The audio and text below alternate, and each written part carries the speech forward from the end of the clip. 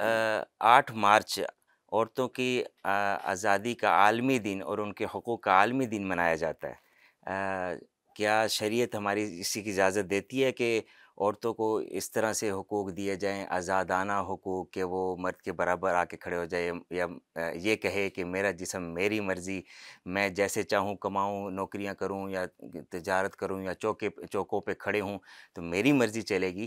کیا شریعت اسی کی اجازت دیتی ہے؟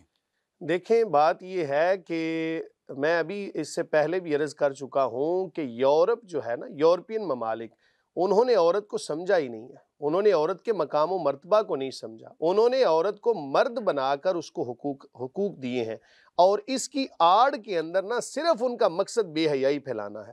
ان کا مقصد یہ ہے کہ جس طرح ہماری خواتین جو ہیں سر عام جناب پتہ ہی نہیں ہے کہ اس کا باپ کون ہے اور کون کس کی یہ اولاد ہے، اس طرح کے معاملات جیسے وہاں پر ہوتے ہیں نا، ان کا دل ہے کہ بے حیائی مسلمانوں کے اندر بھی پھیلے، اور اس کی آڑ کے اندر میں یہ بات بڑے وثوق سے کہوں گا کہ اسلام نے جو حقوق دے دیے ہیں نا، اس میں اب دن منانے کی تو ضرورت ہی نہیں رہی۔ جائے کہ جناب وہاں پر کیا ہوتا ہے، ہر کام کے لیے نا ایک دن مقرر کر لیتے ہیں۔ خواتین کے لیے ایک دن مقرر کر لیا، ماں باپ کے لیے ایک دن مقرر کر لیا، اور اسی دن بس اس معاملے کو سمیٹ کے تو اس کے بعد اپنی من مانی کے مطابق زندگی گزار رہے ہوتے ہیں۔ اسلام نے تو ہر دن بیوی کو عطا کیا ہے، اسلام نے ہر دن ماں کو عطا کیا ہے، اسلام نے ہر دن شوہر کو عطا کیا ہے، اور اس کی آڑ کے اندر بے حیائی پھیلانا یہ صرف ان کا مقصد ہے۔ رہی بات یہ کہ کوئی اگر خاتون نعرے لگاتی ہے میرا جسم میری مرضی، تو میں صرف ایک سوال کرنا چاہتا ہوں کہ یاد رکھیں کہ بلکہ یہ اس کا جواب ہی ہوگا کہ اللہ تعالیٰ نے ہی ہمیں یہ جسم عطا کیا ہے، اور اس پر مرضی بھی اللہ تعالیٰ کی ہے۔ نہ تو ہم خود اپنے جسم کے مالک ہیں، نہ ہماری مرضی اس کے اوپر چل سکتی ہے۔ حضرت علی رضی اللہ عنہ آپ فرماتے ہیں، جس کا مفہوم ہے کہ میں نے اللہ تعالیٰ کی ذات کو پہچانا کیسے، یہ سمجھانے کی وجہ سے آپ نے یہ سمجھانے کی غرض سے یہ ارشاد فرمایا، ورنہ صحابہ کرام علیہم رضوان تو وہ ہستیاں ہیں کہ جن کے مقام و مرتبے اللہ تعالیٰ نے ازل سے بلند فرما دیے۔ آپ فرماتے ہیں میں نے اللہ تعالیٰ کو پہچانا کس بات سے، کہ جب میں کوئی ارادہ کرتا تھا نا تو میرے ارادے کے خلاف کام ہوتا تھا، تو مجھے پتہ چل جاتا کہ کوئی ذات ہے کہ جو میرے ارادوں کے اوپر بھی قابض ہے۔ جب ہمارے ارادے اپنے نہیں ہیں تو جسم ہمارا کیسے، مرضی کیسے ہماری؟ یہ نعرے وہ لوگ لگاتے ہیں کہ جن کا اسلام کے ساتھ کوئی تعلق نہیں ہے۔ خدا را اپنی ماؤں، بہنوں، بیٹیوں کو جناب یہ پیغام پہنچائیں کہ اللہ تعالیٰ نے ہی ہمیں یہ جسم عطا فرمایا ہے، اور اس پر مرضی بھی اللہ تعالیٰ کی ہی چلے گی، اسی میں عافیت ہے۔ ورنہ انسان تو سرکش ہے، انسان تو ایک دائرہ کار سے بھاگتا ہے۔ اور یہ بات یاد رکھیں، خود ذرا سوچئے گا معاشرے کے اندر کہ ڈھانپ کے کس چیز کو رکھا جاتا ہے، چھپا کے کس چیز کو رکھا جاتا ہے۔ کبھی آپ نے نہیں دیکھا ہوگا کہ کسی نے ڈائمنڈ، ہیرا، سونا، چاندی ایسے ہی کھلے عام رکھ دیا ہو، اس کو چھپا کے رکھا جاتا ہے۔ ہر قیمتی چیز کو چھپایا جاتا ہے۔ غلاف قیمتی چیز پہ ہوتا ہے، پردہ قیمتی چیز پہ ہوتا ہے۔ اعلیٰ قسم کی گاڑی ہے تو اس کو پردے میں رکھا جاتا ہے۔ خانہ کعبہ کے اوپر غلاف ہے، قرآن مجید فرقان حمید کے اوپر غلاف ہے۔ اسی طرح جو مسلمان خواتین ہیں ان کے اوپر حجاب ہوتا ہے، اور اسی کے اندر ان کی عزت جو ہے نا وہ محفوظ ہے۔ حجاب کی اور بڑی برکتیں ہیں۔ امہات المومنین کو جب یہ حکم ہے حجاب کا، تو انہی کے نقش قدم پر چلنے میں عافیت ہے۔ یاد رکھیں جس کے نقش قدم پر چلیں گے اسی کے ساتھ حشر ہوگا۔ کریم آقا علیہ الصلوۃ والسلام فرماتے ہیں، جس کا مفہوم ہے کہ جو جس قوم کے ساتھ مشابہت رکھتا ہے انہی میں سے ہے۔ اپنی مشابہت جو ہے غیر مسلم کے ساتھ نہ بنائیں جناب، ورنہ پھر حشر بھی انہی کے ساتھ ہوگا۔ حضور فرماتے ہیں صلی اللہ علیہ وآلہ وسلم، جس کے ساتھ محبت ہوگی کل قیامت میں اسی کے ساتھ ہوگا۔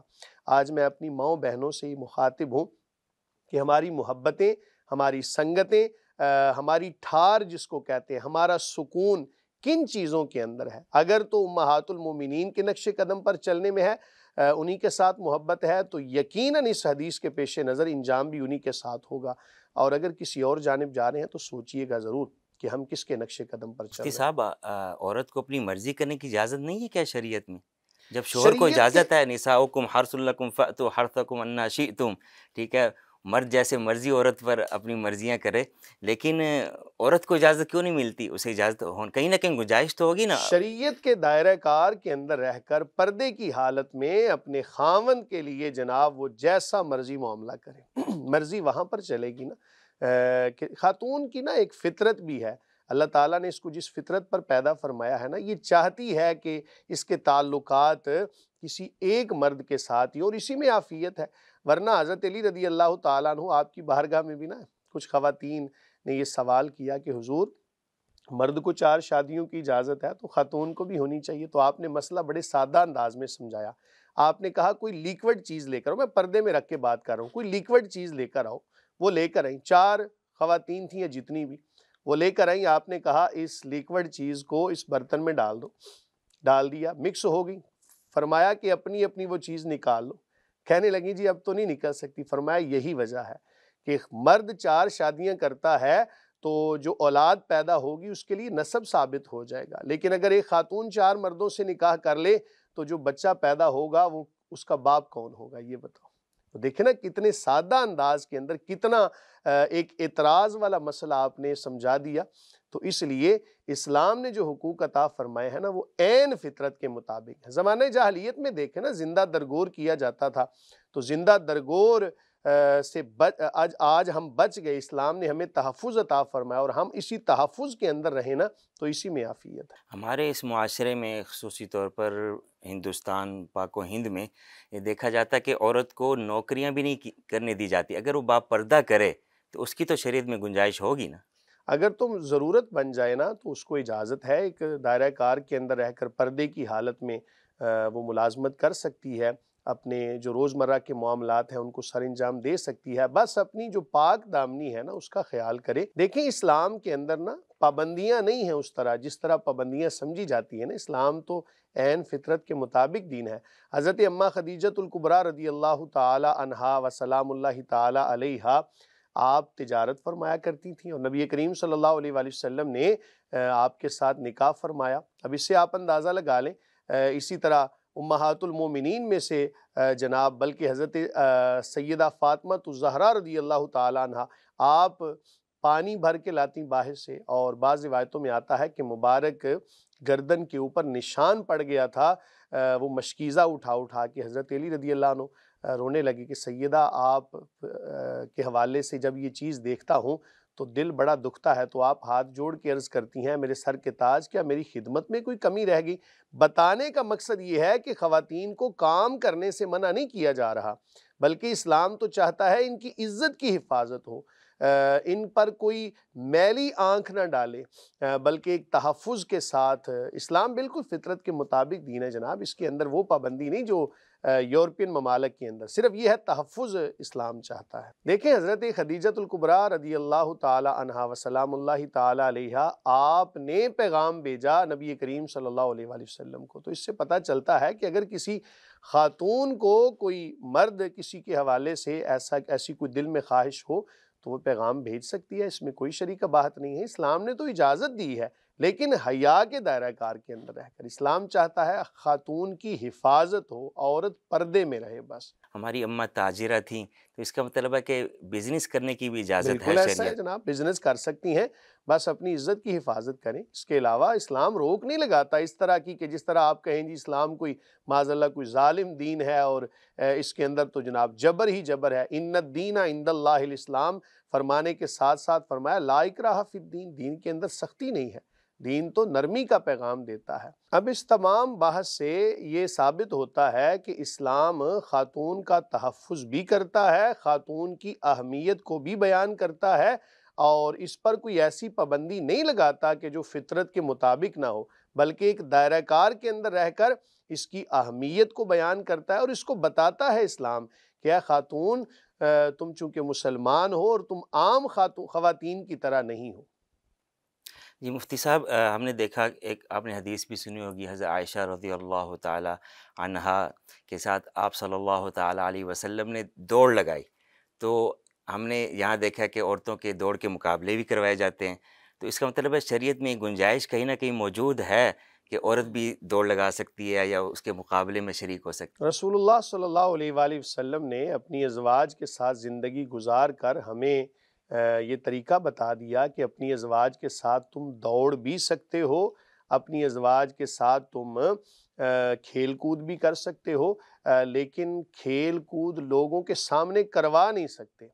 آپ اگر اپنے کوئی خاتون ہے اپنے خاوند کے ساتھ ایک پردے کے اندر رہ کر دوڑ لگاتی ہے تو دوڑنا اس کے لیے جائز ہے، لیکن جب کسی اور کی نظر پڑی تو نبی کریم یہ میں اس سے ہٹ کے بات کر رہا ہوں کہ امہات المومنین میں سے کہیں پر تشریف فرما تھیں تو ایک صحابی تشریف لائے جو کہ نابینا تھے، تو کریم آقا علیہ الصلوۃ والسلام نے فرمایا امہات المومنین سے کہ پردہ فرما لیں، تو یعنی حجاب کر لیں۔ انہوں نے کہا یا رسول اللہ صلی اللہ علیہ وہ تو نابینا ہے، تو آپ نے فرمایا وہ نابینا ہے، آپ تو نابینا نہیں۔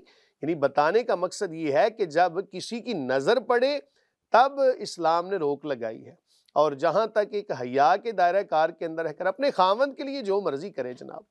میدانوں میں جنگی مشقیں جب ہوتی تھیں عورتیں بھی جاتی مرہم پٹی کے لیے بالکل زخمیوں ایسی کی، حضرت ام تو عطیہ غالباً رضی اللہ تعالیٰ عنہ یہ بڑی ورکر صحابیہ تھیں، اور جنگوں کے اندر پانی پلانے کا کام اور اس طرح کے تو جو کام خواتین کے ذمہ ہیں، جیسے چھوٹے چھوٹے کام ہوتے ہیں پانی پلانا، تو وہ بھی پردے کی حالت میں، تو یہ جائز ہے۔ اس کا مطلب ہاسپٹلز میں جو عورتیں کام بالکل کرتی ایسا ہیں ہے، مرہم پٹی خواتین کے کرتی ہیں علاج جائز؟ معالجہ کے لیے خواتین ہی ڈاکٹر ہونی چاہیے، ان کو ایسی مہارت ہونی چاہیے، کہیں پر مرہم پٹی کرنی ہے، جہاں پر خواتین کے مسائل ہوں گے وہاں پر ان کو حل کرنے کے لیے خواتین ہی ہونی چاہیے۔ ہمارے اس معاشرے میں چونکہ حیا اب ویسی باقی نہیں رہی جیسے پہلے تھی، اس طرح سے بات۔ دیکھیں نبی کریم صلی اللہ علیہ وآلہ وسلم کا ایک فرمان ہوتا ہے اور ایک آپ کا قول ضروری ہوتا ہے۔ اگر آج کے معاملات کریم آقا علیہ الصلوۃ والسلام ظاہری طور پر اسی جگہ پر موجود ہو کر آپ ان کو دیکھتے تو یقیناً ان سے منع فرماتے،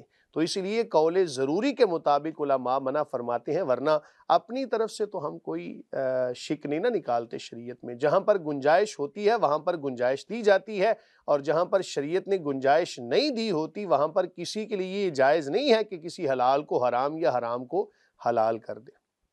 واللہ تعالی عالم بالصواب۔ جی مفتی صاحب، اگلا سوال ہمیں وائس نوٹ میں موصول ہوا ہے، میں پہلے کرتا ہوں۔